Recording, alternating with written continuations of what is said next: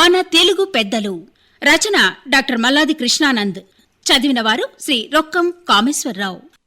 ఇవాళ శ్రీ తరిమెల నాగిరెడ్డి గారి గురించి తెలుసుకుందాం.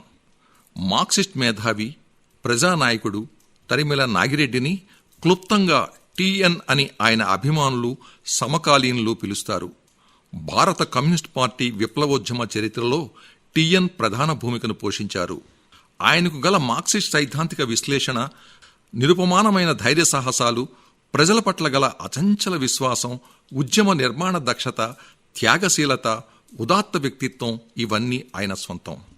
తరిమెల నాగిరెడ్డి అనంతపురం జిల్లా తరిమెల గ్రామంలో 1917 ఫిబ్రవరి 11న భూస్వాముల కుటుంబంలో జన్మించారు. విద్యార్థి దశ నుండి కళాశాల, విశ్వవిద్యాలయ విద్యార్థి సంఘం నాయకునిగా ఆయన ఉన్నారు.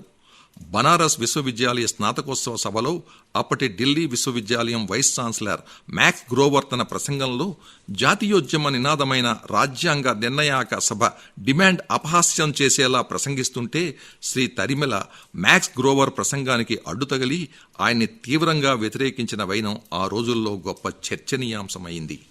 అంతేకాదు, ఆ తరిమెల ఈ విషయంపై గాంధీజీ కలుగు చేసుకుని మ్యాక్స్ గ్రోవర్కు క్షమాపణ చెప్పమని ఆదేశిస్తే తాను చేసింది సరియైన పనేనని, అలాంటప్పుడు క్షమాపణ చెప్పవలసిన అవసరం లేదని తరిమెల నిర్ద్వందంగా తన అభిప్రాయాన్ని వెళ్లబుచ్చారు.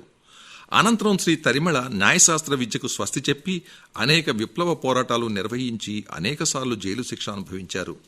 1939 ప్రాంతంలో కమ్యూనిస్ట్ పార్టీ సభ్యత్వం స్వీకరించిన తరిమెల నాగిరెడ్డి తన జీవిత చరమాంకం వరకు కమ్యూనిస్ట్ పార్టీ ఉద్యమంలోనే గడిపారు.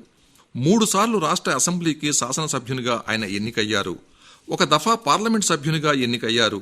ఆ మాదిరిగా సుమారు 16 సంవత్సరాలు ప్రజల సమస్యలను చట్టసభల్లో నాగిరెడ్డి వినిపించి ఉత్తమ పార్లమెంటేరియన్గా కీర్తి గడించారు. 1952లో సాధారణ ఎన్నికల్లో ఆయన పోటీ చేసినప్పుడు ఆనాటి ప్రభుత్వం తరిమెలను అరెస్ట్ చేసింది. జైల్లో ఉండి కూడా ఎన్నికల్లో విజయం సాధించిన ఘనత తరిమెలకే దక్కిందని ఆయన అభిమానులంటారు. 1940లో రెండవ ప్రపంచ యుద్ధం గురించి ప్రస్తావిస్తూ యుద్ధం, దాని ఆర్థిక ప్రభావం అనే చిన్న పుస్తకం ప్రచురిస్తే ఆనాటి బ్రిటిష్ ప్రభుత్వం రాజద్రోహం కింద కేసులు పెట్టి ఏడాది పాటు కఠిన జైలు శిక్ష విధించింది. తెలంగాణ సాయుధ పోరాట కాలంలో తరిమెల చేసిన విప్లవ పోరాటం అనిర్వచనీయమైనది. నాగిరెడ్డి కుట్ర కేసు పేరిట రాష్ట్ర ప్రభుత్వం 1970-72లో జైలు శిక్ష విధించింది. ఆ సమయంలోనే భారత ఆర్థిక స్థితిగతులపై ఆయన రాసిన తాకట్టులో భారతదేశం గ్రంథం శ్రీ తరిమెల నిశ్చిత దూరదృష్టికి నిదర్శనంగా నిలుస్తుంది. ఎన్నో ప్రజా ఉద్యమాలు నడిపిన విప్లవ నాయకుడిగా పేరునిగ్గన్న తరిమెల 1969 మార్చిలో శాసనసభ బడ్జెట్ సమావేశంలో అసెంబ్లీలు బాతాకాణి షాపులుగా మారాయని చారిత్రాత్మకమైన ప్రసంగం చేసి తన శాసనసభ్యత్వానికి రాజీనామా చేశారు. మాజీ ప్రధాని శ్రీమతి ఇందిరాగాంధీ 1975లో యావత్ దేశంలో ప్రవేశపెట్టిన దేశ ఎమర్జెన్సీ కాలంలో తరిమెల అజ్ఞాత జీవితం గడిపారు. అజ్ఞాతంగా ఉంటూనే కమ్యూనిస్ట్ పార్టీ ఆశయ సాధన కోసం కృషి చేశారు. 1976 జులై నెలలో ఆయన ఆరోగ్యం పాడై ప్రాణాపాయ స్థితిలో వెంకటరామయ్య అనే మారు పేరుతో ఉస్మానియా ఆసుపత్రిలో చేరి 1976 జులై 28న తుదిశ్వాస విడిచారు. తరిమెల భౌతిక దేహాన్ని ఆయన స్వగ్రామం అనంతపురం జిల్లాకు తీసుకువెడుతుంటే దారిలో కల్లూరు గ్రామం దగ్గర పోలీసులు అడ్డుకున్నారని, ఆ సమయంలో శ్రీ నీలం సంజీవరెడ్డి జోక్యం చేసుకుని తగిన సహాయం చేశారని రాజకీయ పరిశీలకులు చెబుతారు. అప్పట్లో శ్రీ నీలం సంజీవరెడ్డి భారత రాష్ట్రపతిగా ఉండేవారు.